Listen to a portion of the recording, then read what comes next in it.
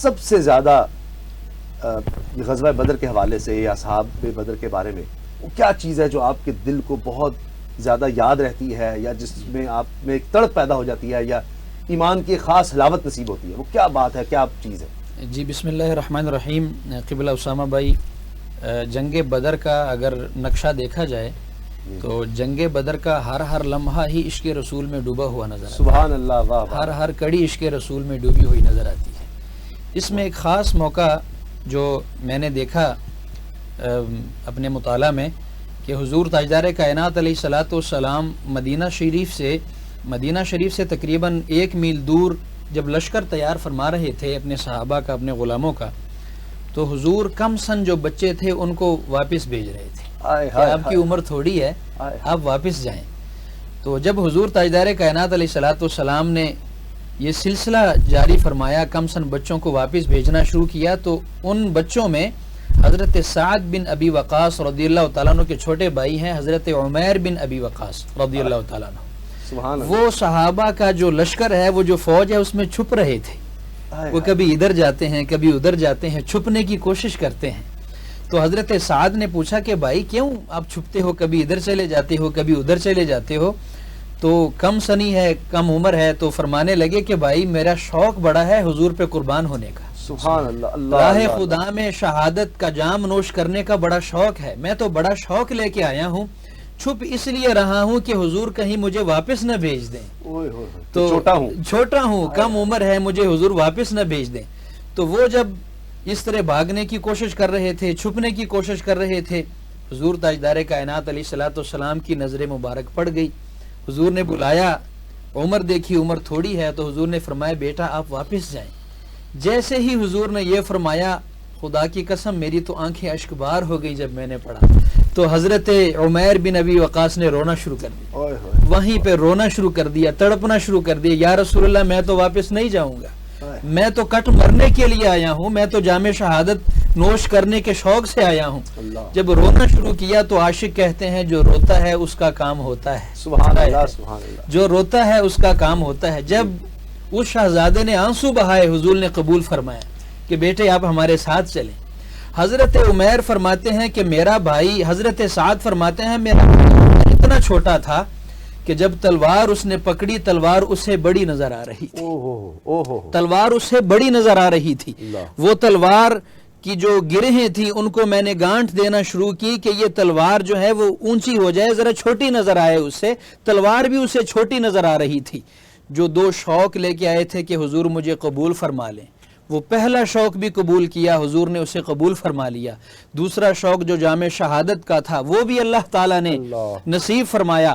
دوسرے مقام پر کم سن بچوں میں حضرت معاذ اور حضرت معوذ, وہ جو حضور کے کم سن حضور کے غلام تھے, صحابہ تھے. حضرت عبد الرحمن بن عوف فرماتے ہیں جب میں میدان جنگ میں گیا, میں نے دائیں جانب دیکھا, بائیں جانب دیکھا, باقی جو اصحاب ہیں ان کے ساتھ نوجوان کھڑے ہیں, طاقتور کھڑے ہیں, میرے ساتھ 2 کمسن بچے کھڑے تھے. ایک طرف حضرت معاذ ہیں, دوسری طرف حضرت معوذ ہیں.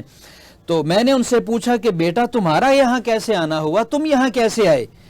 وہ تھے تو بچے, لیکن وہ جملہ بڑا کمال انہوں نے بولا. انہوں نے کہا چچا ہم بھی حضور پہ کٹ مرنے کے لیے آئے ہیں. بس یہ بتائیں کہ کفار کے لشکر میں جو ابو جہل نامی ان کا سردار ہے وہ کون ہے, کہاں ہے؟ کہا بیٹا تم نے اس کو کیا کرنا ہے؟ کہا جی ہم نے سنا ہے وہ ہمارے نبی کو گالیاں دیتا ہے, وہ ہمارے نبی کو گالیاں دیتا ہے. ہم اپنے نبی کا بدلہ لینے کے لیے کفار کی صفوں میں جانا چاہتے ہیں, اس کا ہم خاتمہ کریں گے, جہنم واصل کریں گے. حضرت عبد الرحمن بن عوف فرماتے ہیں میں نے جب بچوں کا یہ جذبہ دیکھا تو میں نے اشارہ کیا کہ فلاں رنگ کا گھوڑا ہے, فلاں اس کا لباس ہے, فلاں اس کی پگڑی ہے, یہ ابو جہل ہے, ان کا سردار ہے, یہ ابو جہل ہے. فرماتے ہیں وہ برق رفتار دونوں بچے جو ہیں انہوں نے دوڑنا شروع کر دیا ابو جہل کی طرف. وہ کفار کی صفوں میں گھس جاتے ہیں. جب گھستے ہیں ابو جہل کی جو سواری ہے اس کے پاؤں پہ وار کرتے ہیں, گھوڑا زمین پہ آتا ہے, ابو جہل کو زمین پہ گرا دیتے ہیں. دونوں شہزادے تلواروں کے وار کرتے کرتے اسے جہنم واصل کر دیتے ہیں. جب وہاں سے نکلتے ہیں حضور کی بارگاہ میں, دونوں کے تلوار کو ابو جہل کا خون لگا ہوا ہے, رنگی ہوئی تلواریں ہیں. حضور پوچھتے ہیں بچوں بتاؤ کیا کر کے آئے ہو؟ حضرت معاذ عرض کرتے ہیں یا رسول اللہ میں نے قتل کر دیا ہے.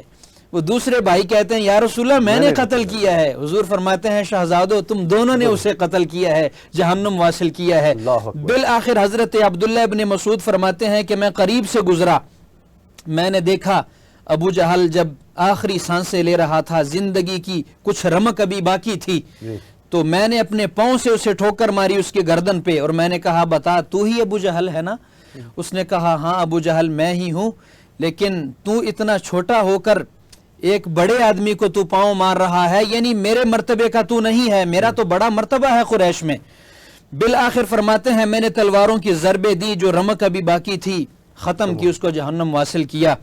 تو وہ جو شہزادے تھے جو حضور کی بارگاہ میں آئے, ابو جہل کا بیٹا اکرمہ جو اس وقت ایمان نہیں لایا تھا, وہ بھاگا پیچھے, حضرت معاذ کے بائیں بازو پر وار کیا, بازو کاٹ دیا. جب بازو کاٹا کچھ حصہ چمڑے کا ابھی باقی تھا, وہ جنگ میں اس وقت پرابلم بن رہا تھا, تو کیا کیا, وہ جلدی سے پاؤں کے نیچے رکھ کر جھٹکا دیا, وہ بھی کاٹ دیا, اتار دیا. حضور کی بارگاہ میں آ گئے, عرض کی یا رسول اللہ اسے بھی جہنم واصل کر دیا ابو جہل کو, آپ کے دشمن کو, اور میرا بازو بھی کاٹ دیا ہے اکرمہ نے. حضور نے فرمایا غم نہ کر, میرے قریب آ جاؤ.